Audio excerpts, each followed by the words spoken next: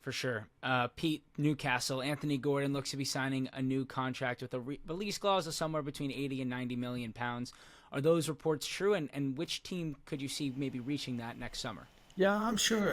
Obviously, there's a bit of an unsettling period for Anthony Gordon this summer. A lot of rumours about a potential move to his boyhood club, Liverpool.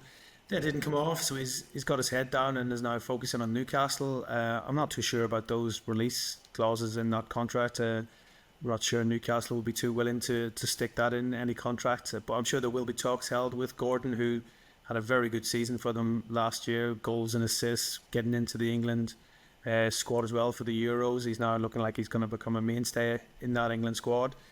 He's a key man for Eddie Howe, there's no doubts about that. Obviously, we know Newcastle didn't spend too much in the transfer market, but I think it was a case of keeping hold of their best players. They managed to keep hold of Anthony Gordon, managed to keep hold of the likes of Bruno and Alex Isak as well. So I think they will sit down, and when they have the opportunity to discuss a new contract with Anthony Gordon, I think he's still got 2 years left on his current deal. So I think it'd be well after the season he's had to be in line for a reward from the club for what he did on the pitch for Newcastle last season as well. And I'm sure there'll be a willingness from all parties to try and get a new deal agreed as well. But I'm sure Newcastle right now, just now the window's closed, they'll be looking to ensure that they keep their top stars, and there's no doubt that Anthony Gordon is one of them. And if they can tie him down to a long-term contract, that's a huge boost for the club. For sure. And Paul, if Anthony Gordon were to leave, what do you think about Anthony Alanga as a potential replacement? Someone that Newcastle reported to have made a bid for on deadline day. Listen, it's hugely hypothetical, isn't it? You're talking about two players who might do this and might do that. Alanga's a good player. I think he's come into his own the last 12, 18 months. I think he looks a really good player, and I think he'll be on the radar of a lot of clubs. And I think we hypothetically talking about Anthony Gordon, whether he's there or not, he'll be a player that Newcastle will be monitoring. You look at the scouting systems, the scouting networks of all the clubs, he will be on the list of a lot of clubs, and there'll be a lot of clubs watching him this season. So, as I say, regardless of Anthony Gordon's movements, he will be a player that will be watched by Newcastle and many others.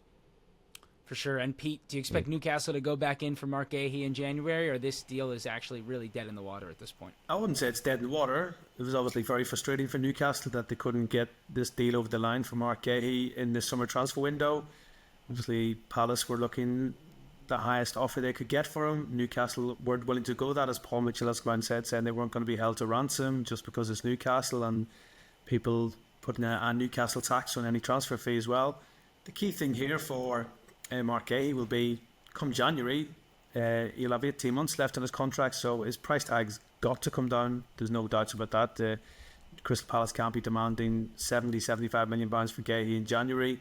Whether anybody's able to get to that fee in January, we don't normally see that big a transfer fees paid in January for players, so I don't think there'll be too much movement on Mark Guehi in the January transfer window. Come next summer, when he's into the final year of his contract at Crystal Palace, I'm sure there'll be a lot of clubs looking at him, especially if he continues to show the form that he showed for England during the Euros, and we know how a key player he is for Crystal Palace. He is the club captain there as well, and I don't think Palace were openly looking to sell him, having let Joachim Andersen leave during the last week or so of the transfer window as well. So, yeah, big players attract attention, there's no doubt about that, and Mark Guehi is definitely one of the best defenders in the Premier League, so I won't be surprised if clubs are looking at him, including Newcastle, because with his contract situation the way it is at Palace right now, his price tag's only going to drop.